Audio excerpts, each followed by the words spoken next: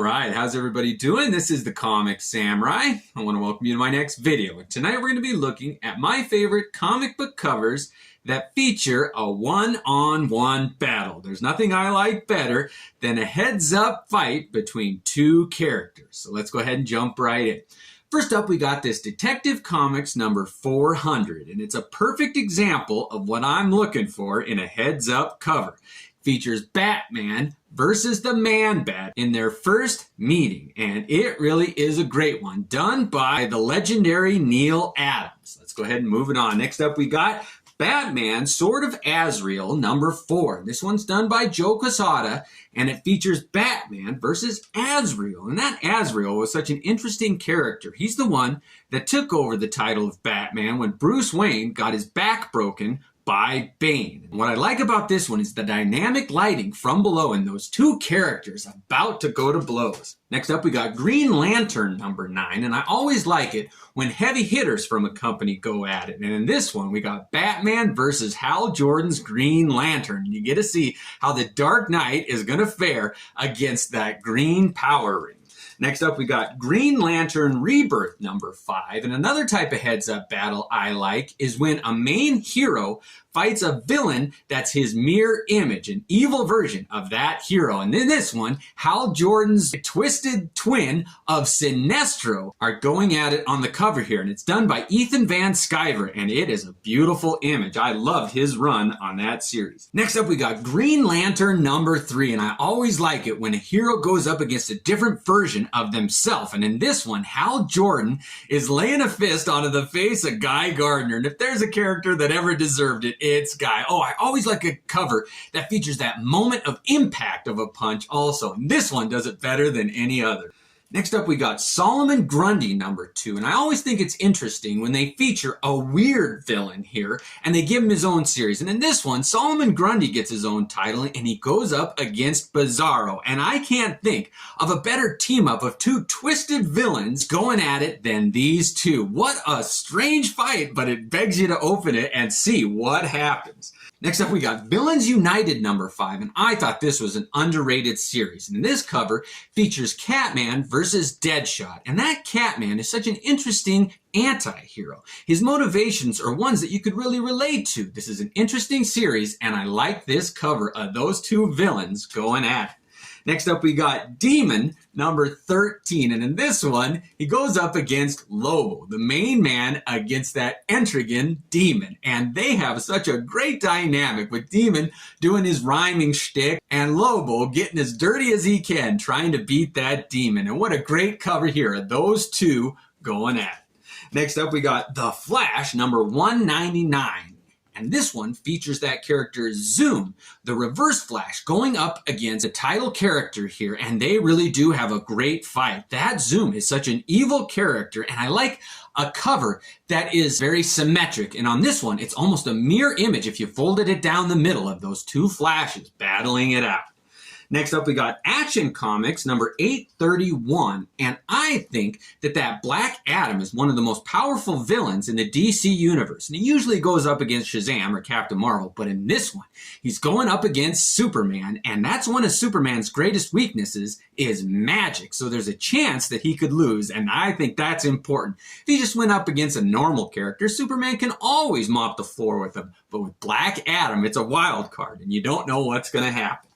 Next up, we got Deathstroke number 12, and this is a great Rob Liefeld cover, and it's an homage to that Hulk 340 that McFarlane did, and I like it where you can see the reflection of Lobo in Deathstroke's sword. He really did a great image there. It's so compelling, it's interesting, and the color on it is beautiful. I really think that is a great cover. Next up, we got The Adventures of Superman number 463. And this one is an homage to Superman number 199, which was the first race between Superman and the Flash. But I think this is the better of the two races. In this one, Superman's racing against Wally West's version of the Flash. And you get to see Wally's thought balloons. And he's wondering if he can feel the shoes of Barry Allen. And it really is a great race that has a definitive winner in it, and that's important to me. But this is a great cover of those two having a race. Next up, we got Fantastic Four number 112, and this is the epitome of a great heads-up battle cover. There are no two tougher heroes in the Marvel Universe than the Thing and the Hulk. And this one with the black background that isolates those two figures. And it's just before the moment of collision. I just think that this cover sums up what every great heads-up one-on-one battle cover should be. I like that. Next up, we got the Incredible Hulk number 350. And of all the fights between those two behemoths, this is their best one. It was the Gray Hulk versus the spiky Thing. So it was Ben Grimm in his strongest form against a smart street thug version of the Hulkian, Mr. Fix-It. And look at how Doom is in the background there. He's manipulating those two characters to battle, and it was a great fight. This is underrated, and it's one of my favorite covers. Look at how that dramatic lighting from below really does illuminate those two characters. It's just one of my favorite covers.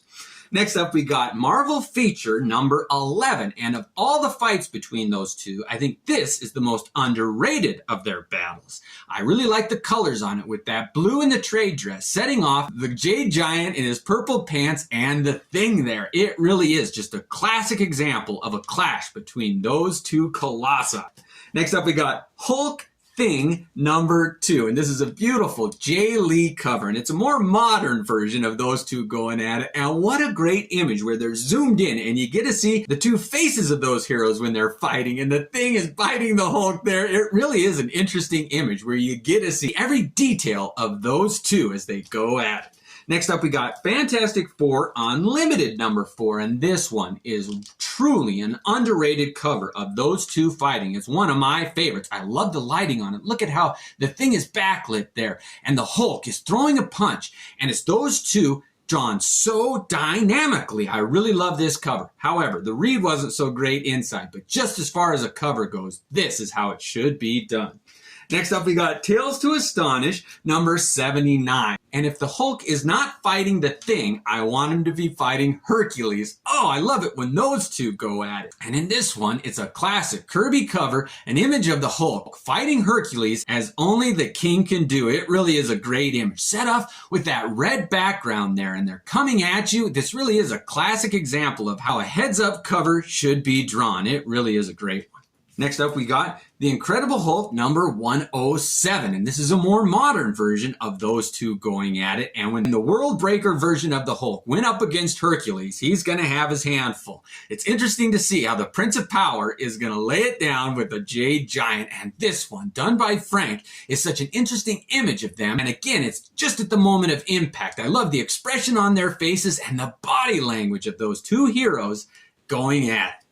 Next up, we got Warlock and the Infinity Watch, number 13. And this is a beautiful cover that features Drax the Destroyer going at it with the Hulk. Now, this version of Drax is quite different than the one in the movie, so it's interesting to see when you read it to see the differences. But this is a great image of those two titans going at it. They are the big green monsters of the Marvel Universe. Next up, we got The Incredible Hulk Annual 15. And this one has got the Hulk fighting his biggest, strongest villain in the Abomination. I always thought that he was so much stronger than the Hulk, but for some reason he could never beat him. But in this one, the Abomination gets to go at it against the gray version of the Hulk. It's kind of a misprint on this cover, but it is the gray Hulk that the Abomination is fighting in this one. And this is a Zek cover, and he does such a great job of that dramatic lighting. And the moment of impact there, it really is just a great explosive cover. Next up, we got The Incredible Hulk number 375. And in this one, the Jade Giant goes up against the Super Skrull. So this villain has all of the powers of the Fantastic Four. So not only is the Hulk going up against someone as strong as the Thing, but he's got to deal with the other powers of flame, invincibility, and rubberization all in one. And this one, done by Dale Keown, with the dramatic perspective and those action lines coming out of it. This really is one of my favorite Keown covers on the Hulk. Next up, we got Hulk Pit Special, and this one features the two characters that Dale Keown is best known for drawing right here on the cover, with again a black isolated cover of those two going literally face to face on the cover here with that dramatic lighting again, and nobody can draw big, huge, bestial figures like Dale Keown, and this is a great image of them. I like that pit. Next up, we got The Incredible Hulk number 340, and this is the epitome of a heads-up battle on a cover, done by Todd McFarlane. And every other one-on-one cover is going to be measured against this one. Everything from the color to the trade dress. This is a perfect example of a creative cover. And inside, it's a great fight too. At one point, Wolverine guts the Hulk. And you see the Hulk standing there trying to hold his innards in. And he's like, oh man, what have I got myself into? Great fight, epic cover. Nothing else to say. That's one of my favorites. Next up, we got the New Mutants, number 93. And I got to follow Todd McFarlane with Rob Liefeld. And when they introduced Cable, you knew he was going to have to go up against Wolverine at some point. And this is the one where they met and fought on the cover. What an amazing image done by Rob Liefeld with that green background there and those action lines coming in from the side. And look at how straight Wolverine's claws in, but that flare of the light on them. Oh, when I saw this one, it was unlike any other cover I'd seen before, and I loved it. It's one of my favorite covers done by Rob Liefeld in his epic run on the New Mutants. Next up, we got Uncanny X-Men number 277, and you just knew that Jim Lee was going to throw his hat in the ring and do a heads-up battle. And in this one, they had to have the new kid on the block, Gambit, go up against Wolverine, their most popular character. And in this one, Jim Lee was able to capture just one of the most iconic images in X-Men covers. I really like this one. It's one of my favorites of those two popular characters going at it, as only Jim Lee could draw. And next up, we got X-Men number 9, and another hot character at the time was Ghost Rider. So Jim Lee decided to put him up against Wolverine, and what a great image there. I love when they're, instead of fighting from the sides, on this one, they're fighting from the top and the bottom there. And you know that the smaller Wolverine is a bit of an advantage because he's got his hands full when he deals with that Ghost Rider. But Jim Lee captured such a great, exciting image on the cover of that comic. Next up, we got Captain America Annual 8, and for so long, this one has been my all-time favorite comic book cover. I love it. Mike Zeck captured such a great image here of Wolverine versus Captain America. And I've said it before, when Wolverine's adamantium claws met Cap's shield, it was an adamantium spark, the only thing that could cause that. And Cap's shield here is made out of proto-adamantium and a vibranium mix. So it's a little different than what they say in the movie universe. But oh, what a great image here, done as only Mike Zeck can do. It's one of my favorites. Next up, we got Uncanny X-Men number 213. And you know that Wolverine had to go one-on-one against Sabretooth. Now, he was not originally established as a Wolverine villain. First off, he was Iron Fist, and then Sabretooth went through Spider-Man before he found Wolverine to be his nemesis. And Alan Davis did this cover, and I love the image of those two going at it. You had to see how Sabretooth was going to handle the smaller but adamantium bone-laced Wolverine, and it is one of my favorites. What a great battle. Next up, we got Wolverine number 88, and this one is one of the Kubert brothers doing the first meeting between Deadpool and Wolverine, and it's a great use of a silhouette there with the red offsetting the blue, the yellow trade dress. This cover works for me, and it was a great meeting between those two cinematic heroes. Next up, we got Wolverine 155, and this is Liefeld's take on Deadpool versus Wolverine. And again, he's calling back to that Hulk 340 with the image of a reflection, and this time it's Deadpool's sword. I like how he draws both of those characters, and I should. He created Deadpool going up against Wolverine. This really is one of my favorite covers. Next up, we got Firestar number 2. And on this one, I just wanted to find some of the most outrageous one-on-one battles that Wolverine ever had. And in this one, he's going up against Firestar, and they lead you to believe that she's getting the better of the Canuck on this cover. Oh, I really do like that strange meeting of Wolverine and Firestar. Next up, we got What If number 16. And speaking of strange battles with Wolverine, on this one, they managed to shoehorn Conan going up against Wolverine. And how they managed to do that, it was a bit convoluted, but what a great battle, and it made for an excellent image of the most savage hero that Marvel Comics had going up against Wolverine. I really do like that. Next up, we got What the number 5. And in this one, it's a spoof of the Wolverine versus Punisher heads-up battle. And I just had to show this one. I love how you'd see Wolverine's claws have sliced the pulverizer into slices of bologna or whatever. But it's just a funny image of a one-on-one battle between those two characters. Next up, we got the Defenders number 10, and this is probably the third of the triumvirate of my favorite heads-up battles, with Captain America Annual 8, Hulk 340, and Defenders number 10, done by John Romita. The colors on this one, it perfectly sums up the classic battle of two giant epic behemoths going at it in the Bronze Age, and this is how it should be done. Next up, we got Thor number 385. Now, this one was another battle between those two, and the interiors were done by Erik Larsen. But this is a good cover. I mean, look at how the Hulk just towers over Thor, and that white background there. I'm a big fan of it when it works, and it did on this one. Next up, we got the Avengers number 5. Now, this is Rob Liefeld's take on a Hulk versus Thor battle, and I like it. Look at how the faces were drawn there. You get to see a different perspective over the shoulder of the Hulk, fighting Thor there, and the illuminated mouth, how his teeth are just glowing. It's like, oh, you can almost feel the impact. Liefeld captures images that catch your eye better than any other artist, and I think this is one of his best. I think that's a great cover. Next up, we got Loki number 2, and this one features Loki versus Thor in a physical battle. Usually Loki attacks with magic or in a subtle way from a distance, but in this one, they're face-to-face going in hand-to-hand combat, and it really is an underrated image. I love that cover. Next up, we got Thor number 166, and this is the one that kind of reintroduced Warlock into the Marvel Universe. He had been known as him up until then, and this one, it set the stage for the reintroduction of Warlock, and he's going up against Thor here, and it is a great image. Next up, we got Thor number 221, and I love when Hercules fights Thor. The Prince of Power going up against Odin's favorite son. You gotta see who's gonna win that battle. A Greek hero versus a Norse god. Who's gonna be triumphant? Oh, what a great cover that one is. Next up, we got Thor number 338, and Walter Simonson did such a great image on this one. Beta Ray Bill versus Thor, fighting over his hammer. Who's going to control and wield the most powerful weapon in the Marvel Universe? Oh, I like this one better than 337 that introduced Beta Ray Bill, because you get to see those two heroes going at it face to face. I love that cover.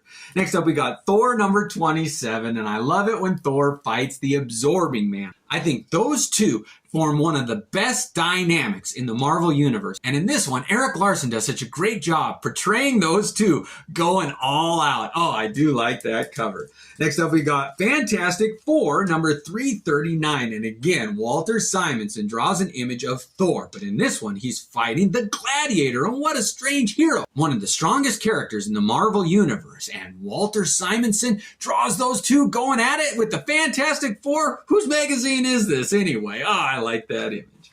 Next up, we got Amazing Adventures number 8. Now, this is a Neil Adams image, and it features Black Bolt fighting Thor. And I always wanted to see just how powerful Black Bolt is. If he used his voice against Thor, what would happen? Would he be able to take it? Oh, I don't know. But it is a compelling image. Neil Adams did a great one. Next up, we got the Amazing Spider-Man Annual 12, and John Byrne drew this image of the Hulk versus Spider-Man, and those two, Spider-Man's this little quick, agile hero versus Thor, who's just all beef and brawn. And look at him swinging a punch, breaking a dam, Spider-Man jumping over the punch. Oh, John Byrne can capture a dynamic image. Next up, we got the Amazing Spider-Man number 328. And while John Byrne is a master, I think that Todd McFarlane topped him with this one. It's the gray version of the Hulk versus the cosmically powered Spider-Man. And what a fight inside. Todd McFarlane pulled out all the stops. Whenever I want to be inspired, I open up this comic book. It is one of my favorites. Spoiler alert, Spider-Man hits the Hulk so hard that the Hulk goes into orbit. It really is something to see. But what? Look at this image. All that energy going right into the breadbasket of the Incredible Hulk. And that little touch of the Hulk's green tongue there. Oh, I like that one. Next up, we got the Amazing Spider-Man number 161. And I always like to see two heroes that don't usually battle, but have similar powers going at it. And in this one, Nightcrawler is going against the Wall Crawler, and it really is a great image. Look at the Ferris wheel in the background there. Oh, if they're going to fight in an interesting setting, there isn't a better one than this. Oh, I really do like that image. Nightcrawler going up against Spider-Man. Oh, man, that's a dream come true.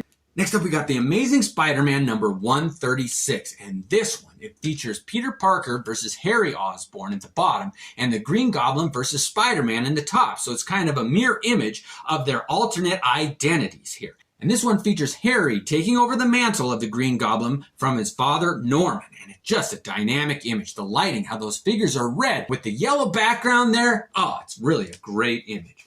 Next up, we got The Amazing Spider-Man number 239. And when they had kind of done the Green Goblin to death, they said they needed a replacement for him. And they introduced this Hobgoblin. And what a great image John Romita Jr. did on this one. Look at how there's kind of a ghostly face of the Hobgoblin in the background. And he's thrown one of his bombs there and it's exploding. And Spider-Man's having to dodge it, swinging on his web. Oh, I love those two when they have a good fight on the cover.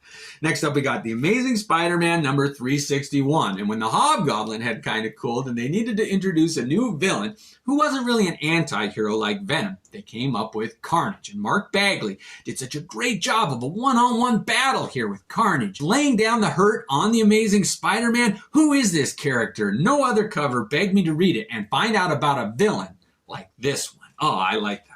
Next up is Spectacular Spider-Man number 116. And when Sabretooth was done being an Iron Fist villain, he moved on to Spider-Man. And he's fighting Spider-Man in his black costume here. And you get to see him slashing at his gut here. An isolated image again. This is another great example of a heads-up cover. Next up, we got Spectacular Spider-Man number 56. And my favorite Spider-Man villain is Jack-O-Lantern. And on this one, done by Frank Miller, they captured such a great image of those two with the black background and that chalky web, the illuminated skull of Jack-O-Lantern. And look at how the backlighting with the highlights on the back of Spider-Man's head there. The interiors on this one are haunting too. But this image, I really like how the colors in the trade dress reflect the color in Jack-O-Lantern's costume. What an amazing cover this one is. Oh, Frank Miller has such a knack for capturing great images. Next up, we got Iron Man number 120. And this one, oh, I love Bob Layton's image of the Submariner going up against the Shellhead here. And they really do go at it. They're always such a love-hate relationship between those two. Do they like each other? Are they going to be on the same team? Or are they going to go to blows like they are on the cover of that one? Next up, we got Avengers Annual 1. And this one features Wonder Man going up against Iron Man in a fully painted cover. And they use that trope of the exploding image going across the cover. And this is a great heads-up battle that I think is so underrated. That Wonder Man really is a powerful being. And going up against the Shellhead, it's a great image on that one.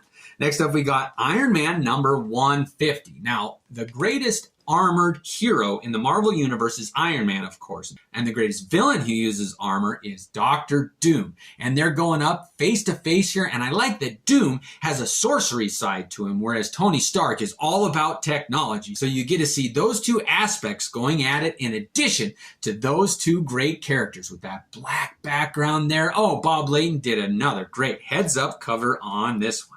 Next up, we got Iron Man number 200. I love the colors on this comic book. Look at how the whole chromatic element is represented on the cover there. I dig it. And Iron Man's in his white armor here, and he's fighting the Ironmonger, his most powerful, strongest iron suit-based villain. Look at how he's towering over Iron Man on this one. Oh, I love that image. Next up, we got Iron Man number 219. And on this one, Iron Man goes up against the Ghost. And I think that is one of the best Iron Man villains. He can phase, he can go invisible. And on this one, with that white cover there, you just see the outline of the Ghost there. And somehow Bob Layton captured an image of those two going at it that really is one of my favorites. Next up, we got Captain America number 241. And this is a Frank Miller image, and I think it's one of the most tension-filled covers ever done. Look at how Captain America is staring down the barrel of the Punisher's rifle, and the Punisher has disarmed him, and he's standing on his shield there. The white background sets this off, and it is one of my favorite images of all time. Next up, we got Captain America number 287, and Mike Zeck is a master of doing images of a heads-up battle. And on this one, the colors, the flames going up on this one, I think it's one of the most beautiful battle covers ever done. Next up, we got the Avengers number 363, and this is a foil embossed cover. And I really like how that blue in the trade dress set it off. But what really captures your eye is that embossed image of the Black Knight going up against Captain America. one-on-one. It's like a sculpture in your hands. I do like this one. Not all of those gimmick covers work, but this is one of my favorites. Oh, I think they did such a great job. Next up, we got Captain America number 378. And my favorite Captain America villain is Crossbones. He's got the street smarts. He's a thug. He fights dirty. And that is a weakness to Captain America, who didn't ever develop those street smarts. He's such a classic, upright Boy Scout that when those two go at it, you never know what's going to happen. But this Ron Lim image is amazing. One of my favorites. Next up, we got Ghost Rider number 12. And in this one, Ghost Rider goes up against the Hulk here. And look at how small he looks on the back of that behemoth. He's got his chain wrapped around his neck, but he's going to have his hands full. This is the World Breaker version of the Hulk, I think. And this fully painted cover really does capture a dynamic image. I love that image. Next up, we got Ghost Rider number 24, and it's got a beautiful Mark Teixeira cover. And it features this villain of Death Watch going up against Danny Ketch's version of Ghost Rider. Now, he was introduced at the beginning of the run, and in this issue, he dies. But what a great image of those two battling.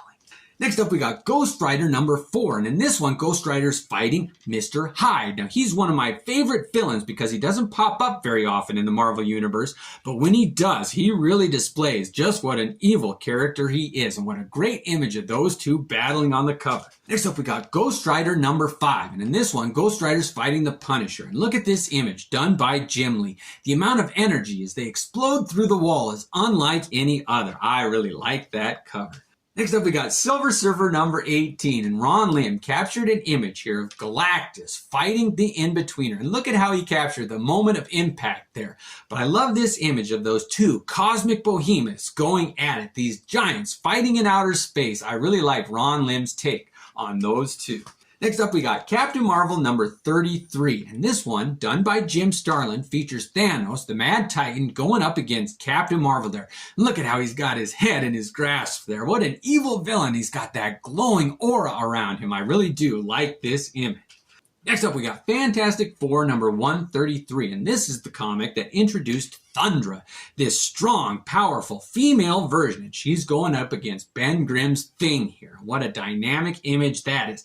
I love the costume design of Thundra with the lightning bolt going down her leg there. It's reminiscent of Doc Samson, but it's her own thing, and I like it.